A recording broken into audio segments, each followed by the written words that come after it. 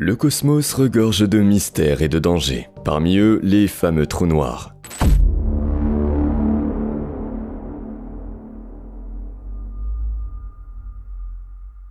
Imaginons un instant qu'un groupe de cosmonautes en mission d'exploration spatiale ait la malchance de tomber dans l'un de ces monstres cosmiques. Que leur arriverait-il? Aurait-il la moindre chance de survie? La première chose qui nous vient à l'esprit, c'est une mort instantanée. Mais en réalité, le sort de l'équipage pourrait s'avérer bien plus surprenant.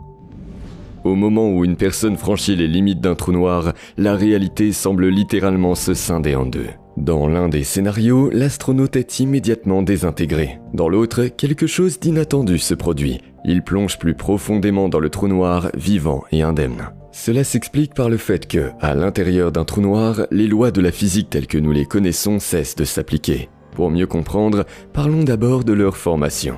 Une étoile massive, ayant épuisé tout son carburant, s'effondre sous son propre poids, entraînant avec elle le tissu de l'espace-temps. Le champ gravitationnel devient si intense que même la lumière ne peut plus s'en échapper. Ce qui restait de l'étoile devient alors une région entièrement noire, un trou noir. La surface extérieure du trou noir est appelée l'horizon des événements. C'est la frontière où l'attraction gravitationnelle est exactement égale à la force que la lumière pourrait exercer pour tenter de s'échapper. Une fois cette limite franchie, il n'y a plus de retour possible. Supposons que vous fassiez partie de l'équipage qui a pénétré dans un trou noir. Le reste de votre équipe peut vous observer tandis que vous vous enfoncez. À mesure que vous vous rapprochez de l'horizon des événements, vos coéquipiers vous verront s'étirer en longueur, s'amincir, et votre mouvement ralentira jusqu'à ce que vous sembliez figé, comme si l'on avait appuyé sur pause. Juste avant de franchir l'horizon des événements, vous sembleriez réduit en cendres. Mais cela ne concerne que la perspective de vos collègues. Pour vous, les choses se dérouleront très différemment. Vous tombez vers l'une des régions les plus redoutables de l'univers, et pourtant, vous ne ressentez rien. Aucune secousse, aucune distorsion, ni chaleur liée aux radiations. Cela s'explique par le fait que vous êtes en chute libre, ce qui vous donne l'impression de ne pas avoir de poids. L'horizon des événements n'est pas un mur solide dans l'espace, mais un phénomène qui dépend du point de vue de l'observateur. Une personne située à l'extérieur du trou noir ne peut pas voir au-delà de cet horizon. Mais pour celui qui est à l'intérieur, cet horizon n'existe tout simplement pas. Si le trou noir est relativement petit, la gravité y est si inégale qu'elle vous étirerait littéralement comme un spaghetti. En revanche, dans un trou noir suffisamment massif, vous pourriez techniquement vivre encore un certain temps, car les forces gravitationnelles y sont relativement faibles. Mais que vaut une vie normale lorsqu'on est prisonnier d'un trou noir sans aucun espoir d'en ressortir un jour? En y réfléchissant, nous ressentons tous une expérience comparable, mais avec le temps et non l'espace.